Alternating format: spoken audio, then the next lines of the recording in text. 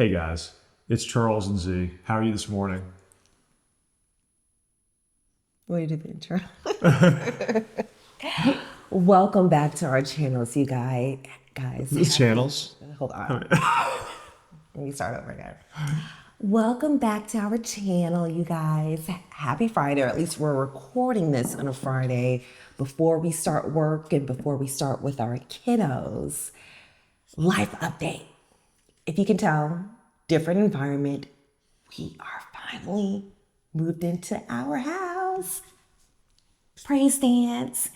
And we want to give you guys all the updates, such as the last minute enrolling our kids in school. Our kids almost didn't make it into school, right? The craziness of movers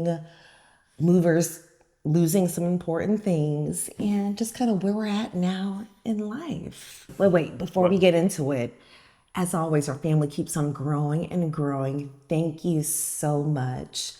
Remember to continue to like and subscribe. And remember, we're always looking at the comments. We appreciate your advice, your feedback, your well wishes. We are so appreciative of it all. But anyway, let's get into it. So we are is this week 2 of us living in our new house? This is week 2. Yeah, we moved the first weekend in August. Okay. Yeah. And so let's talk about enrolling the kids in school. Or do you want to go back from the quick recap of the whole moving process and then get into the craziness school-wise and getting settled into the house? Sure. Well, so we'll talk about the moving process. Yeah. So as you guys know, we sold our last house in the middle of June. So we were in Airbnbs for 6 weeks. Mm-hmm. And some were better than others. But it's basically we've been living out of boxes for a long time. Mm-hmm. And so come moving time, so we closed on July 31st. And then that morning we had our movers pack everything up from our storage units. We'd had everything in storage and come deliver it to our new house. And, of course they showed up late, but that's kind of their MO. But we appreciate our movers. We do. It was budget friendly. They're kind of like our little friends a little bit. They are kind of our little friends. Well, that we kind of pay.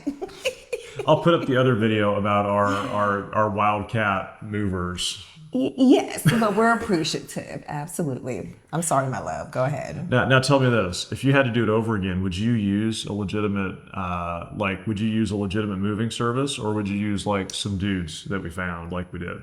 Well, I would say this. We bought a lot of new furniture, and the new furniture, the actual furniture companies were going to deliver to our new home.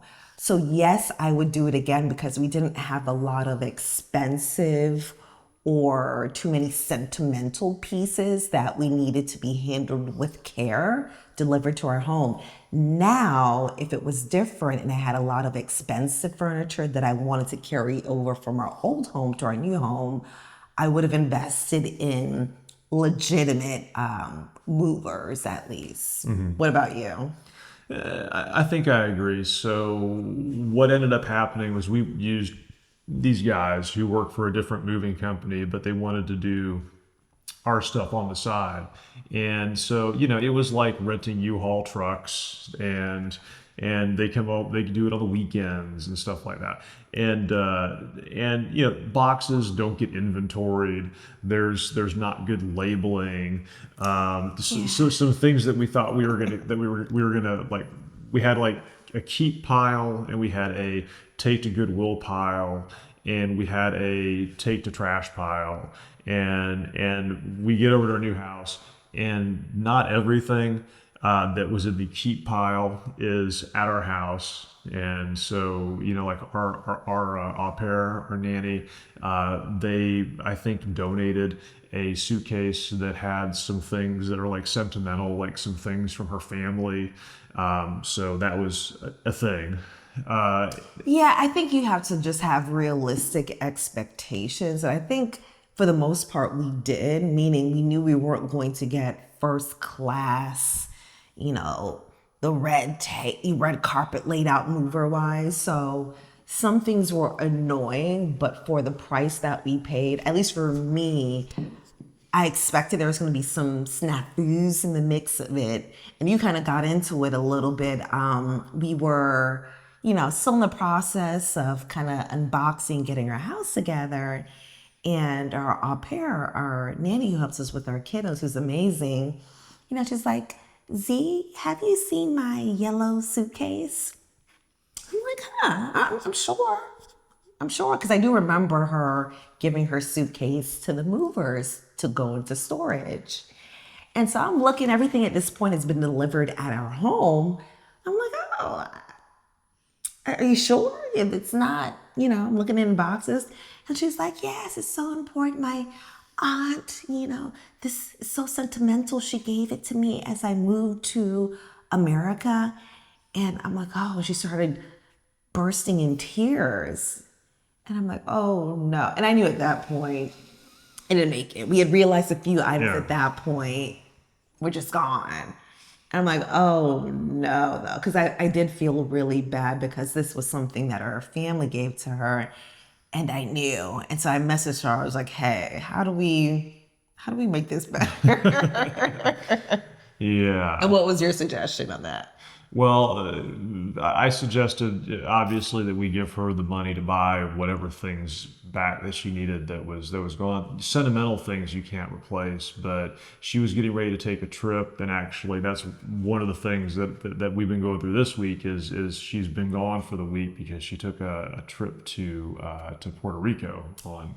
Yeah. And so she's having her week off, and I'm doing daddy daycare every day. Yeah, but that's a different thing. So that's a different thing. But anyway, it got better. She got a little camera for a picture. So the point of the story is it was a little rough with the movers, but they got us moved. All is well.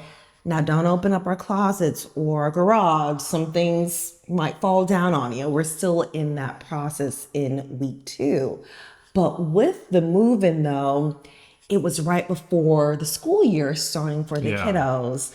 And we literally got them enrolled online. What was that? The first week of August. So they kept moving back our closing date. Our closing date originally was the end of June. And then it got moved back until all the way to the end of July. Yeah. And the kids start school on August 10th. And so we moved in that first weekend in August, and we had to, and they don't let you enroll kids in school until you have an address. You can prove that you have an address in the school district where you're going to enroll them. And so we had to wait until we closed on the house. And then we had to, like, in the process of moving, we had to go get them enrolled in school. And that was a whole nother thing. Like, I sent in the applications online when I was actually out of town. I was traveling that week. Yeah. So what happened, I initially tried, and for whatever reason the system wasn't down. And while Charles was traveling, he eventually got it in, and I think that was the Thursday night that you got it in. And they start school on Monday. Correct. And so Friday comes, I'm like, okay, Fridays, I think the meet the teacher day. I'm like, Charles, have you heard anything? He's like, I haven't heard anything. I give them a call. Hey, the registration or enrollment person, she's in a meeting. Give us a call back in 30 minutes. Okay, call back again. Nothing. Voice message. And we end Friday not knowing, okay, can our kids go to school? Because Monday we both, we got to work. Yeah. Right? Well, actually, I think you had the day off. I had the day off, but I still had things to do. Okay. Yeah. As you guys know, working or being a mom or wife, even your day off is a work day. And so comes the craziness of Monday, because we said, hey, we're going to get the kids ready, get their backpacks ready. We are going to act as if we're going to school. Mm-hmm. And so we all pile in the van, the 2 older kids and baby man and Z and me. And we roll down to the school, and we park. Everybody's doing like the drop off, but we park and they wait in the van. And I go in to the office and I tell them, hey, we've got 2 kids. They're transfers, and we don't know what's happened with their applications. We haven't heard anything back, and they're here and they need to go to school today. And so I sit down there and wait in the office, and I got in there. I checked in at 7:40, 7:50, and then come 8:20. Z's calling me on the phone from the parking lot. Yeah, because I'm in the van with all the kiddos. They're watching their little TV, entertaining themselves. I'm like, all right, it's getting closer to that time to get into school. Is this going to happen? And then all of a sudden, our oldest, he's got to go to the bathroom. And so I get this call from Z, hey, so-and-so's got to go to the bathroom. And I'm like, oh, so I walk out to the parking lot and I'm getting ready to take him in to go to the bathroom. And then I had this brainstorm. I'm like, hey, maybe it's going to be more effective if we be disruptive. And so I'm like, but I also said to you prior to Mr. Man having to use the bathroom, do they know? Like, can we ask them an update? To Z's credit, yeah, she did ask me before this. Hey, do they know? Are you sure they know the kids are actually there ready to go to school? And I had told them, but then we decided, okay, well, let's just make it apparent. And so Z and all three kids, including Baby Man, we all come in and we occupy the office waiting area in there. And we're like, hey, we've got this child. He needs to go to the bathroom, and we also want to know what's going on with him getting enrolled in school today. And it's so funny because everybody changed in there. Like, we see talking going on back there and pointing, and then somebody comes out and she goes, oh, are the children actually here? Yeah, but let's set the scene though. Why it's pressure, right? First day of school, if you guys have been in the front office at a school, everyone's coming in, right? Yeah. There's other children who need to be enrolled. There's parents dropping off meds with the school nurse. It's just a lot of moving pieces. So when they see a cluster of kiddos, their goal is to get them on out, right? Going to class or wherever they need to go to, but out of the office. So us, quote unquote, occupying the space, I think was a little stressful, and they needed that stress, okay? I remember Baby Man running around. They've got their mascot is like a wolf type thing, and so Baby Man's over there. He's like on the wolf type thing, and you can see them look through the glass door, and I'm like, oh, things are working, things are moving. Oh yeah. So anyway, so they got in pretty quick after that. But so that was our first week. Yes. This has been our first 2 weeks in our new house. And we're going to have a lot more videos, a lot more stories that come out of this. Well, let me ask you though, now that we are in week 2, right? I know the first week we're still kind of transitioning boxes, because the first week, I'm sure for a lot of people, we had movers in and out. We felt like there was always someone there, right? Mm-hmm. There was a lawn person, there was furniture people, there was someone for the TV, we had to fix the shower door. I felt like every hour there was a new person knocking on the door, right? The first week that we moved in. Now that we are in our second week and things have kind of slowed down, still in the transition, of course, how are you feeling? I feel a little less stressed every day. Okay. It's not like I was stressed and then one day I wake up and I'm not stressed.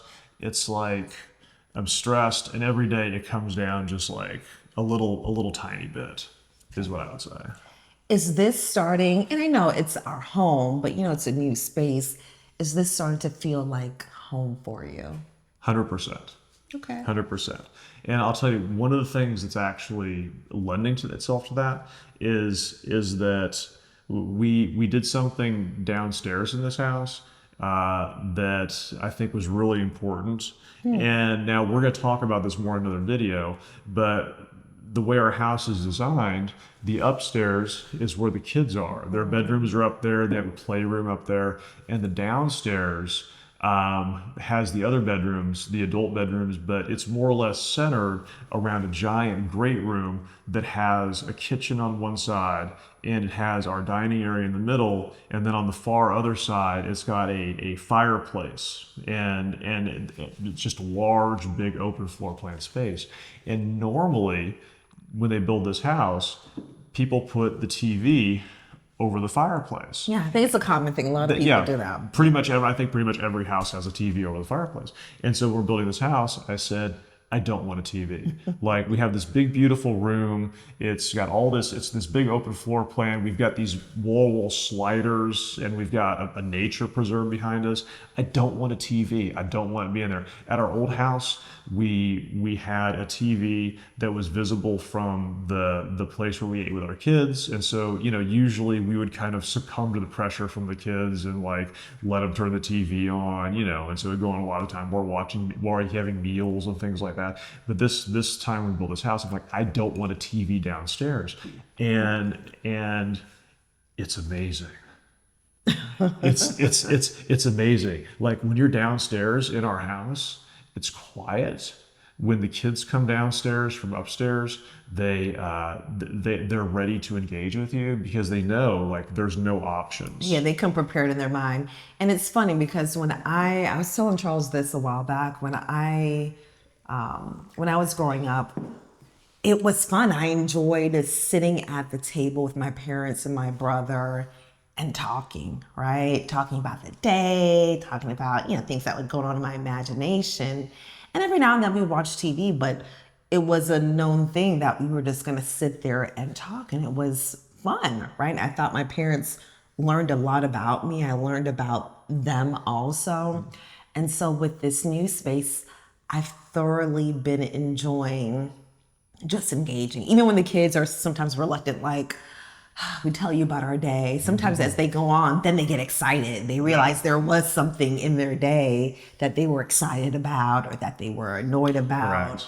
And so I think that has been fun. And we're not perfect, right? Every now and then, the kids have a tablet down because we're exhausted or things like that. But for the most part, downstairs, I think the kids are aware, and they'll say it like, they don't love downstairs because there is no TV or things like that. But I think it's important that they engage, they feel heard, right? We're able to kind of assess who their friends are, what mood they're in. And so I think that has been really rewarding. I agree with you is what I'm saying. I feel like that's been a really good experience.